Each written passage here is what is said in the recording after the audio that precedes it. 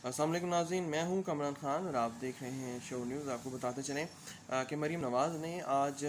शहबाज शरीफ की गिरफ़्तारी के बाद जो है एक अहम प्रेस कॉन्फ्रेंस की है और इस प्रेस कॉन्फ्रेंस में उनका यही कहना था कि अब हुकूमत जो है उसके ख़िलाफ़ ना सिर्फ ये कि इस्तीफ़ों का ऑप्शन इस्तेमाल किया जाएगा बल्कि लॉन्ग मार्च जो है वो भी किया जा सकता है। यहाँ ये बात बहुत इंपॉर्टेंट है कि मौलाना फजलुर रहमान जो हैं वो आगाज़ ही से इस असम्बली का बाइकआउट करना चाहते थे, लेकिन बवजह जो है मुस्लिम लीग नून और पीपल्स पार्टी ने इस असम्बली को ज्वाइन किया और आज नौबत यहाँ तक आ पहुँची है कि शहबाज शरीफ भी गिरफ़्तार हो चुके हैं। आसिफ अली जरदारी जो हैं उनके ख़िलाफ़ भी फर्द जुर्म आयद कर दिया गया है। नवाज़ शरीफ ने जो है आज जारहाना मौक़िफ़ अपनाया है और पार्टी पॉलिसी अपनाने के लिए उन्होंने एक ऑनलाइन इजलास जो है वो भी तलब कर रखा है। अब देखना यह है कि आने वाले दिनों में मुल्क में जो सियासी हालात हैं वो 2014 के